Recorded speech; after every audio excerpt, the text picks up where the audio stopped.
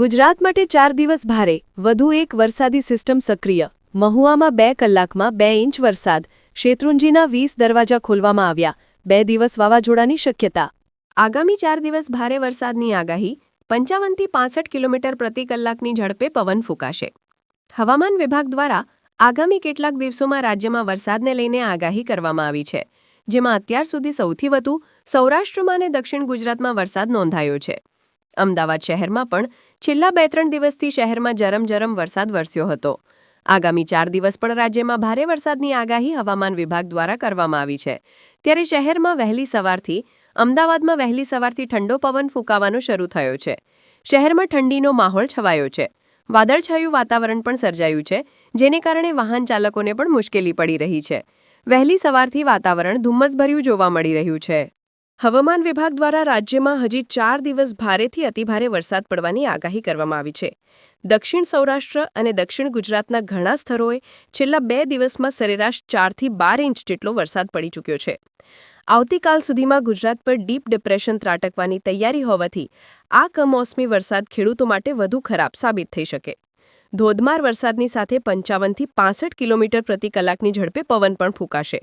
જેથી માછીમારોને 5 દિવસ દરિયો ન ખેડવા સૂચના આપવામાં આવી છે હવામાન વિભાગની આગાહી પ્રમાણે ગીર સોમનાથમાં અતિભારે વરસાદ પડવાનું એલર્ટ છે જ્યારે પોરબંદર જૂનાગઢ રાજકોટ અમરેલી ભાવનગર બોટાદ સુરત ભરૂચ અમદાવાદ ગાંધીનગર સુરેન્દ્રનગર આણંદ ખેડા અને વડોદરામાં ભારેથી અતિભારે વરસાદ પડશે આજે 30 ઓક્ટોબર અને આવતીકાલે 31 ઓક્ટોબરના રોજ આ વિસ્તારોમાં 48 કલાકમાં વધારાનો 8 ઇંચ કે તેથી વધુ વરસાદ પડી શકે છે કચ્છમાં છૂટાછવાયા સ્થળોએ હળવાથી મધ્યમ વરસાદ પડશે પૂર્વ મધ્ય અને ઉત્તર ગુજરાતમાં ખાસ કરીને આજે એટલે કે 30 ઓક્ટોબર અને આવતીકાલે 31 ઓક્ટોબરના રોજ મધ્યમથી ભારે વરસાદ અને સામાન્ય વાવાઝોડા થવાની શક્યતા છે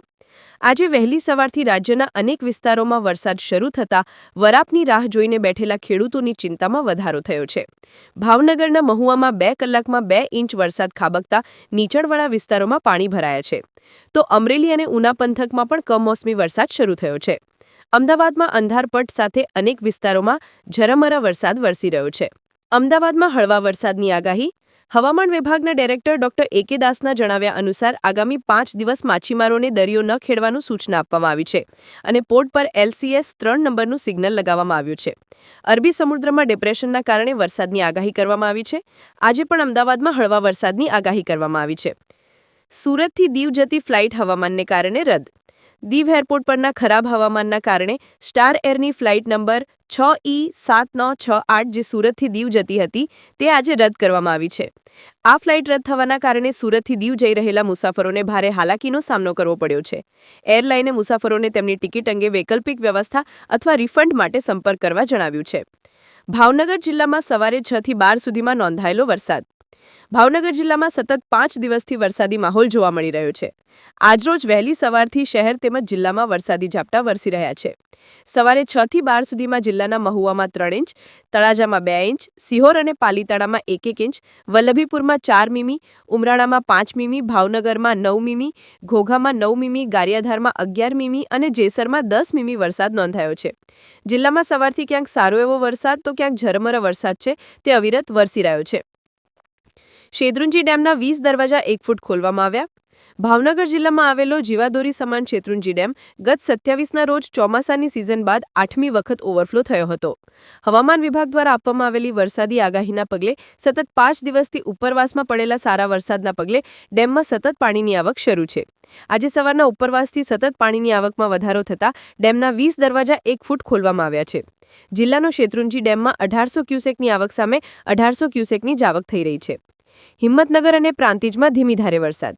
સાબરકાંઠા જિલ્લાના હિંમતનગર અને પ્રાંતિજ વિસ્તારમાં કમોસમી વરસાદી માહોલ છે ત્યારે હિંમતનગરના બોરિયા હાજીપુર મોતીપુરા સહિતના વિસ્તારોમાં અને પ્રાંતિજના સલાલ દલપુર સોનાસણ પોગલું કમાલપુર સહિતના વિસ્તારોમાં કમોસમી વરસાદના છાંટા પડ્યા હતા જો કે સવારથી જ વાદળોથી ઘેરાયેલા વાતાવરણ વચ્ચે કેટલાક વિસ્તારમાં કમોસમી વરસાદના છાંટા પડી રહ્યા છે સવારે 6 થી 10 સુધીમાં મહુવામાં 2 તો તળાજામાં 1 ઇંચ વરસાદ હવામાન વિભાગની આગાહી અનુસાર ભાવનગર જિલ્લામાં સતત 5 દિવસથી વરસાદી માહોલ જોવા મળી રહ્યો છે આજરોજ વહેલી સવારથી શહેર તેમજ જિલ્લામાં વરસાદી ઝાપટા વરસી રહ્યા છે. સવારે 6 થી 10 સુધીમાં જિલ્લાના વલ્લભીપુરમાં 2 મીમી, ઉમરાળામાં 3 મીમી, ભાવનગરમાં 2 મીમી, સિહોરમાં 12 મીમી, ગારિયાધારમાં 1 મીમી, પાલીતાણામાં 7 મીમી, મહુવામાં 53 મીમી અને જેસરમાં 7 મીમી વરસાદ નોંધાયો છે. વહેલી સવારથી શહેર તેમજ જિલ્લામાં ક્યાંક સારો એવો તો ક્યાંક ઝરમર વરસાદ વરસી રહ્યો છે. અમદાવાદના અનેક વિસ્તારમાં ઝરમર વરસાદ. અમદાવાદ શહેરમાં અનેક વિસ્તારોમાં ઠંડા પવન સાથે ઝરમર વરસાદ શરૂ થયો છે. શહેરમાં વહેલી સવારથી વાદળછાયું વાતાવરણ સર્જાયું છે. હવામાન વિભાગે અમદાવાદમાં પણ હળવાથી મધ્યમ વરસાદની આગાહી કરી છે, જેને પગલે વહેલી સવારથી ઝરમર વરસાદ વરસી રહ્યો છે. વરસાદને પગલે વાતાવરણમાં ઠંડક પ્રસરી છે. રાજુલા જાફરાબાદ પીપાવાવ દરિયાકાંઠે ધોધમાર વરસાદ. અમરેલી જિલ્લામાં દરિયાકાંઠે ધોધમાર વરસાદ શરૂ થયો છે. રાજુલા જાફરાબાદ પીપાવાવ પોર્ટ દરિયાકાંઠે ધોધમાર વરસાદ વરસી રહ્યો છે. રાજુલા શહેર જાફરાબાદ શહેર સહિત મોટાભાગના ગામડામાં મુશળધાર વરસાદ નોંધાયો છે. ખાંભા તાલુકાના ગામડામાં પણ વરસાદ પડી રહ્યો છે. વરાપની રાહ જોઈને બેઠેલા ખેડૂતોની ચિંતા ફરી શરૂ થયેલા વરસાદે વધારી છે. વિસનગરમાં વહેલી સવારથી ધીમી ધારે વરસાદ, ખેડૂતોની ચિંતા વધી. શિયાળાની શરૂઆત થતાં ચોમાસાનું ફરીથી આગમન થયું હોય તેવો માહોલ સર્જાયો છે. રાજ્યના અનેક વિસ્તારોમાં જ્યાં હવે ઠંડી જામવાની શરૂઆત થવી જોઈએ ત્યાં કમોસમી વરસાદ વરસી રહ્યો છે. ઉત્તર ગુજરાતના વિસનગર શહેરમાં પણ આજે વહેલી સવારથી જ ધીમી ધારે વરસાદ શરૂ થયો હતો.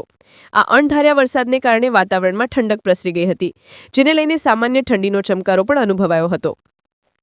જોકે આ કમોસમી વરસાદથી ખેડૂતોની ચિંતામાં વધારો થયો છે. ખેતરોમાં તૈયાર પાકને આ વરસાદથી મોટું નુકસાન થવાની ભીતિ સેવાઈ રહી છે.